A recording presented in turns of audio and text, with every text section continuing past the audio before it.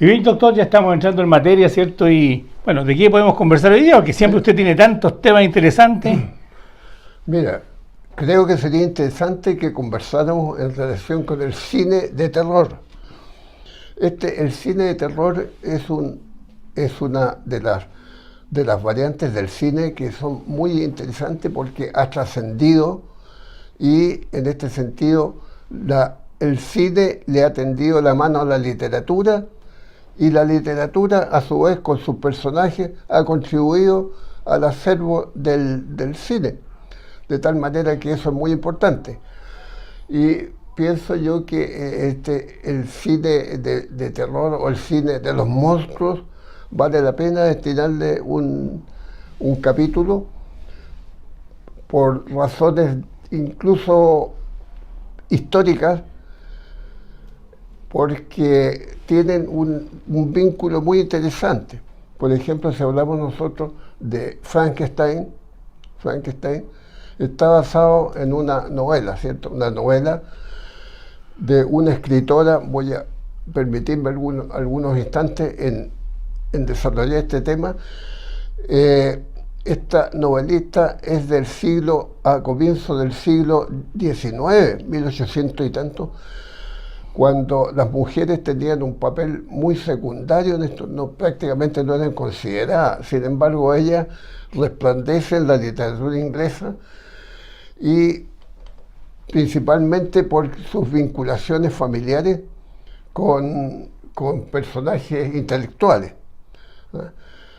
No era frecuente esto porque en esa época, y han cambiado mucho las cosas para bien, en esa época las mujeres estaban destinadas a la casa o a la cocina o a la crianza de los niños y nada más, incluso no tenían acceso a las escuelas. Bueno, todavía quedan de esas cosas. O sea, no a la escuela, doctor, sino que a la educación. A la educación. O sea, a ver, si se aprendía a leer, a escribir y a las 4 operaciones básicas como para contar las ovejas que iban pasando, estábamos bien. Efectivamente. Bueno, algo de eso queda en el siglo XXI, en países especialmente musulmanes donde existen los talibanes y existe una cultura de poco respeto por las mujeres, lo que pues, yo creo que eso se tiene que ir modificando y eliminando. Bueno, ¿qué pasa con Mary Shelley? Mary Shelley es la creadora entonces de llamémoslo este monstruo.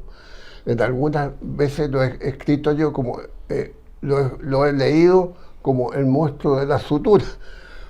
Bueno, en varias ocasiones he visto eso, el monstruo de la sutura, en el sentido que es un monstruo creado por Mary Shelley, se imaginó un monstruo en que era en base a, llamémoslo, piezas del cuerpo humano. Pero fíjese, doctor, que yo no lo llamaría monstruo.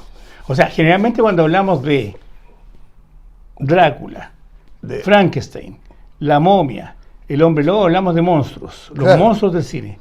Pero yo hablaría de seres. ¿Por qué? Porque en el libro de Mary Shelley lo que quiere hacer ella es un ser que recobre vida. Ahora, que en su historia ese ser vaya configurándose a partir de diversas partes de otros seres que ya no existían, de otros seres humanos que no existían, el doctor, ¿cierto? El doctor Frankenstein logra crear un ser, porque no crea un monstruo, que después salió monstruosa su creación, es distinto, pero lo que anda buscando es construir un ser, revivir un ser a partir de lo que él llama en una parte de la película, por lo menos, desechos de otros seres humanos. Sí, mire, lo de desechos, no, porque él prácticamente elegía las partes buenas de los cadáveres. Claro, pero era, por ejemplo, una parte, una pierna, una brano, claro. Mandaba a buscar a su ayudante. Claro, por eso hablaba yo un monstruo de la sutura, porque finalmente resulta un monstruo. Bueno, pero el enfoque suyo es interesante y es valedero. Entonces, este personaje, fíjese que estamos hablando de prácticamente del año 1816, es decir, Chile está en las luchas por la independencia prácticamente. Y en una reunión con intelectuales en una mansión a orillas de un lago en Suiza, una tarde de invierno muy cruda, El anfitrión, que era Lord Byron, se le ocurrió entonces hacer un juego de idear entonces distintas alternativas sobre cuentos que tuviesen una característica de horror. Bueno, todos hicieron, había unas 10 personas, todos hicieron el intento, nos resultó, algunos no han trascendido, otros fueron muy fome. En cambio, el de Mary Shelley, ella lo concibió porque tenía prácticamente por razones culturales de su familia. De su familia habían viajado, habían estado en zonas de Alemania y en zonas, digamos, de castillos medievales. Entonces ella se imaginó este personaje y además, una cosa interesante, en esa época recién se estaba desarrollando la electricidad. Hoy día tenemos acceso a la electricidad en el interruptor, prendemos la luz, eso no existía. Había en esa época, era iluminación con gas, cuando más avanzado. Estamos hablando de 1818. 1818, 16, pues. Bueno, digamos, la reunión esta de los intelectuales fue el año 1816 en realidad. Y la publicación fue 2 años más tarde. Entonces, ¿qué pasa? Que ella jamás se imaginó la trascendencia que iba a tener este asunto. Y vuelvo al tema eléctrico, porque en esa época recién algunos científicos estaban experimentando, o algunos técnicos estaban experimentando para el desarrollo que iba a tener la electricidad recién. Entre ellos Galvani, por ejemplo, un científico italiano que hacía experimentación entonces con cadáveres de animales que le aplicaba electricidad y el animal le recogía una pata, por ejemplo.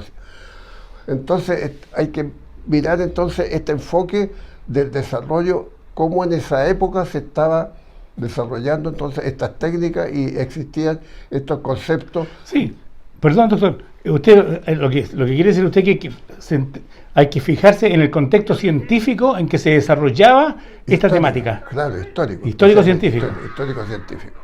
Bueno, ¿qué pasó entonces? Que, miren, entre paréntesis, la vida de Mary Shelley, que es la autora de Frankenstein, fue llevada al cine también. Hay una película sobre Mary Shelley porque la vida de ella fue muy, muy interesante y media teñida de misterio y de cosas que le pasaron.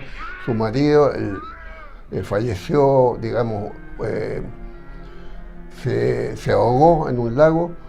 Después ella se había escapado porque tuvo un primer matrimonio, se había escapado y vivieron ocultos y tuvieron la pérdida. Total que una serie de cosas bastante, unas cosas un poquito misteriosas en su vida. Bueno, ¿qué pasó? Que vino el desarrollo del cine posteriormente, ya mucho más adelante, porque han pasado más de 200 años desde la O sea, desde 1818, cuando se publica el libro, hasta la aparición del cine, 1895. Han pasado más de 50 años, más. Y hoy día, de la publicación de Frankenstein, han pasado más de 200 años. O sea, estamos hablando de un personaje histórico. Bueno, en el cine, Frankenstein llegó en un momento muy especial, porque se había producido en 1927 el advenimiento del cine parlante, ¿cierto? Posteriormente, 2 años después, hubo una tremenda crisis económica en 1929, la crisis económica que produjo la quiebra de muchas empresas en Estados Unidos y por supuesto que afectó al cine, y esto afectó a nivel mundial. Chile no se vio excluido de esta situación. Entonces, los estudios cinematográficos de esa época, que son más o menos los mismos de hoy día con otros nombres, sufrieron el impacto económico, y Universal Studios está perdiendo mucho dinero, y también tenemos el problema de los artistas que no cumplían con los requisitos del cine hablado, ¿cierto? Eso está muy bien reflejado en la película Bailando bajo la lluvia. Bueno, o Cantando bajo la lluvia, y en parte fue un poco lo que le pasó en la película El Sheik. También, claro, Valentino, Rodolfo Valentino, Rodolfo Valentino, que no tenía voz para el tenía sonoro. Voz, o Sí, bien algunas mujeres de una voz muy aguda que no servía para. Entonces Universal estaba pasando por esta crisis y a alguien se le ocurrió, bueno, recurramos a ver cómo nos va con este asunto de los monstruos. Y de ahí entonces, en el año 1931, Frankenstein le dieron origen a esta película, que curiosamente llamó mucho la atención. Y el año 1931 no tenían el desarrollo que tenemos hoy día, intelectual y cosas, y la gente entonces le llamó mucho la atención esto. Y crearon entonces esta película que se llama Frankenstein. En realidad Frankenstein, como usted muy bien dijo, corresponde al nombre del médico que experimentó el doctor Victor Frankenstein. Y posteriormente lo de Frankenstein ha pasado al monstruo del cine. Y también desarrollaron ellos Drácula un poco después, perdón, doctor, pero ya estamos en el año 31 y eso es importante detenerse un poco. ¿Por qué? ¿Por qué triunfó Frankenstein? O sea, no es que toda la gente haya leído el libro de Mary Shelley, sino que lo que ocurre es que estaba en una época de depresión. Estudios posteriores señalan que en época de depresión, en época de crisis, lo que más consumía en esa época la gente era el diario y las revistas de cómics. De hecho, la mayor cantidad de revistas de cómics y de superhéroes y de personajes que han trascendido nacen en esos años. Y por eso que la gente se volcó masivamente al cine, porque era un escape. Además, el boca a boca en esos años, no había la publicidad de ahora, iba contando y cada uno le iba agregando de su cosecha cómo era la historia de Frankenstein, y eso a nivel mundial, no solamente en Chile. Y por eso también fue una película exitosa para su época. Fue exitosa y también tenemos que trasladarnos a Chile, en que las cosas llegaban con mucho retraso. Prácticamente yo personalmente vi a Frankenstein, qué sé yo, en la década del 40, porque ya habían pasado varios años, porque el transporte era muy lento, después vino la Segunda Guerra Mundial, así que las cosas se complicaron. De tal manera que estas películas prácticamente en la década del 40 tuvieron desarrollo que en Chile. Y bueno, este cine, en este caso específico de Frankenstein, permitió entonces la aparición de un artista, de Boris Karloff, un artista de cine de origen inglés, y que le acertó porque anduvo muy bien esta película. Entonces él lo interpretó muy bien, y en una o dos películas más también hizo Boris Karloff de Frankenstein, y le sirvió como, porque era un artista, ya no era artista de Oscar, sino que era no mediocre, pero no tenía tantas expectativas desde su punto de vista. Eso es lo que ha pasado más o menos con la película de Freud. Pero aquí hay que detenerse más, doctor, no hilando fino, pero detenerse yo vuelvo, insisto, en los años, estamos hablando de la década del 30. Había pasado que muy poco tiempo entre la Primera Guerra Mundial y la Segunda Guerra Mundial, si estamos en un periodo de crisis, ¿cierto? Están apareciendo los nuevos poderes que en el mundo, o sea, hay un montón, y que lo refleja bien Chaplin, ¿cierto? En los tiempos modernos, y la parte industrial y el trabajo van variando. Entonces había un tema cultural, y ese tema cultural que veía la gente de esa época, que venía un mundo de cambios, también contribuye al desarrollo y al éxito de Frankenstein, porque esa falta de cultura, podríamos llamarlo, de poca educación que decía usted, se va dando además en que usted está viendo en la pantalla cosas que eran inimaginables. No todo el mundo tenía acceso al libro a leer. Entonces, cuando usted ve que un médico como el doctor Victor Frankenstein crea a un ser a partir de varios seres que ya no existían, y que este ser puede salir, caminar, y que asustaba a la audiencia en esa época, según las crónicas de esos años, sí, lo asustaban. Bastante. ¿Ya? Haciendo un parangón, si nos venimos al 2023 como ahora, podríamos decir que hay mucha gente aún, mayores que nosotros, que aún piensan hacia dónde va a llegar la inteligencia artificial, por ejemplo. ¿En qué vamos a terminar? ¿Qué va a pasar con las máquinas computacionales, digitales, lo que sea? Mire, mucha gente a raíz de la película que gana el Oscar se está preguntando sobre los metaversos, los universos paralelos. Y de repente más de alguien puede tener, no en la cantidad que había antes, pero sí puede tener sus aprehensiones. ¿Qué nos va a ocurrir en la humanidad? Poniéndonos en el 23. Entonces, imagínense el 31 con con todas las carencias que hay en esa época, cómo la gente podía imaginarse que a lo mejor se imaginaba alguna persona que iba a ver el mundo iba a estar poblado de seres fabricados en un laboratorio, en una mesa de operaciones. Es posible, ¿no? Es posible. Es un tema cultural. Claro, sin duda, sin duda. Bueno, el hecho es que esto ha dado margen a varias películas posteriores que han explotado entonces este personaje. Desde luego en la novela original o en la película original se desarrolla con las investigaciones del doctor Víctor Frankenstein, etcétera, y llega un momento en que el monstruo se enfrenta con su creador y llega un momento en que le pide, por ejemplo, una compañera mujer, las películas de más adelante. Entonces eso da margen a otra película. Claro. Y así, y es que ahí hay un tema comercial, doctor, que hasta nuestros días está vigente. Sí, o sea, si la película John Wick es buena, vamos a la cuarta y ahora están pensando en la quinta, con Keanu Reeves. En esa época, cuando a Frankenstein le fue bien, busquemos la novia y aparece la novia de Frankenstein.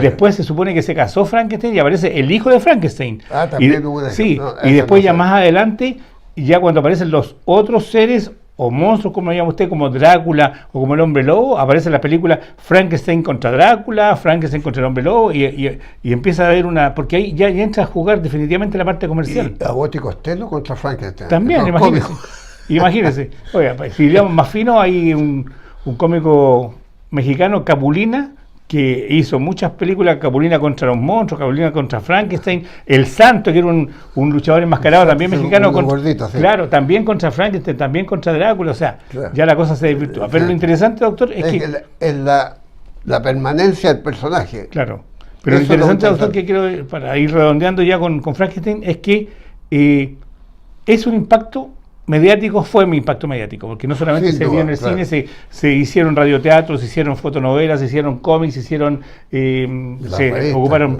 páginas de los diarios, y que hubo un cambio cultural a partir de esa película en el cine, sí que lo hubo, con el género. Claro que sí. Bueno, yo creo que de Frankenstein se habla y se seguirá hablando, yo creo, y hubieron varias películas, algunas de ellas las vi yo, por ejemplo, unas muy modernas, en colores muy bonitos, pero donde Frankenstein, por ejemplo, va en unas zonas geográficas muy remotas que están cubiertas, unas laderas de montaña cubiertas de hielo donde no se ve absolutamente ningún verde de arbolito, nada, sino que unas estepas, puro hielo, y caminando Frankenstein a través, lo que es bastante alejado de lo que pensaba la autora. Es decir, bueno, eso le da la razón a lo que usted dice. Ya está el guionista, está el director Wale, que también, incluso Wale le cambia hasta el nombre de la película. El doctor no se llama Víctor, se llama Henry. Sí, y después lo arreglaron, pero... Pero, bueno, el hecho es que ha servido este monstruo, este personaje literario, y ha trascendido de una manera extraordinaria, y como usted bien dice, todavía se están pensando otras variables sobre el mismo tema. Así es, pues bueno, hemos hablado en esta primera parte de Frankenstein. Hacemos un breve alto y ya volvemos para seguir con el doctor Alfredo Ramos Guerrero en este día con, él le llama monstruo, le digo seres extraordinarios.